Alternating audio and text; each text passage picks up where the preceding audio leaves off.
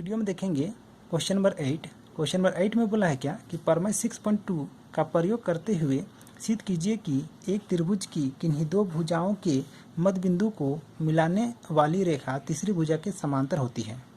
ठीक है, यहाँ पर देखिए इसमें ब्रैकेट में दिया हुआ है कि याद कीजिए कि आप कक्षा 9 में इसे कर चुके हैं, तो इससे नहीं करना है। कौन सा कक्षा 9 में जैसा किए थे उस तरह से हम लोग को नहीं करना है। तो कैसे करना है, तो प्रमेय 6.2 का प्रयोग करते हुए करना है ना। तो प्रमेय 6.2 क्या कहता था, याद कीजिए। उसको शॉर्ट में हम लोग कैसे कहते थे, तो अनुपातिक रहने से रेखाएं समांतर होती थी, यही ना शॉर्ट में हम लोग कहते थे। तो उसी थ्योरम का यूज करते हुए ये हम लोग को प्रूव करके दिखाना है कि एक त्रिभुज की किन्हीं दो भुजाओं के मध्य बिंदु को मिलाने वाली रेखा तीसरी भुजा के समांतर होती है। ये हम लोग को प्रूव करके दिखाना है। तो बहुत ही अच्छा क्वेश्चन है, बहुत छोटा सा बनता है। तो चलिए देख लेते हैं किस तरह से बनाना है।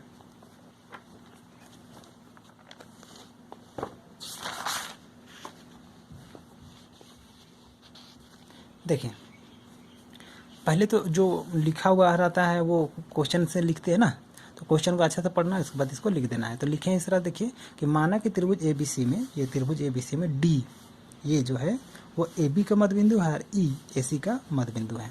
तो सिद्ध करना है कि ये और ये समांतर होगा, है ना।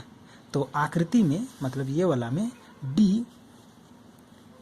AB का मध्य बिंदु है, इसलिए जब AD बटे DB लिखेंगे, AD बटे BD लिखेंगे, तो ये वाला को यहाँ लिखिए। अब ये दोनों का तो लंबाई बराबर है ना, क्योंकि ये और ये मध्य बिंदु है, तो इसका लंबाई बराबर है।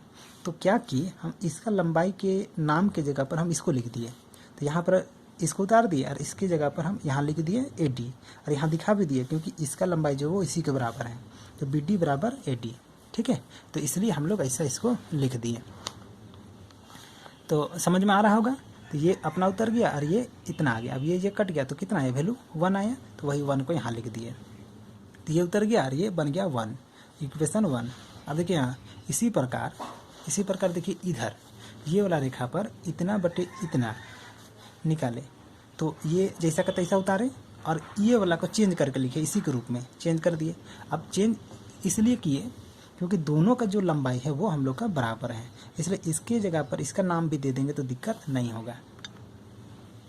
तो यहाँ पर हम नाम चेंज कर दिए, ये उतार दिए, नाम चेंज करके कैसा लिखे। अब इसको काट दिए तो बन गया 1, इसको काट दिए तो बन गया 1। अब इक्वेशन 1 और 2 का देखिए दोनों राइट साइड में 1 1 है, इसलिए ये और ये हम लोग का बराबर हो जाएगा।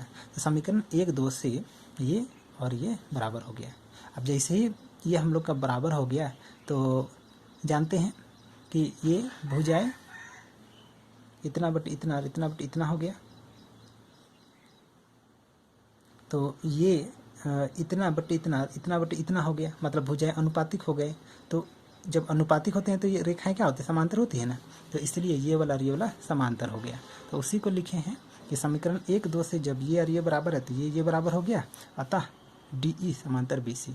तो ये और ये समांतर हो गया। तो यही हम लोग को प्रूव करना था। तो उम्मीद करते समझ में आ गया होगा। समझ में आ गया है तो वीडियो को लाइक कीजिए और चैनल को सब्सक्राइब करके चैनल में जुड़िए।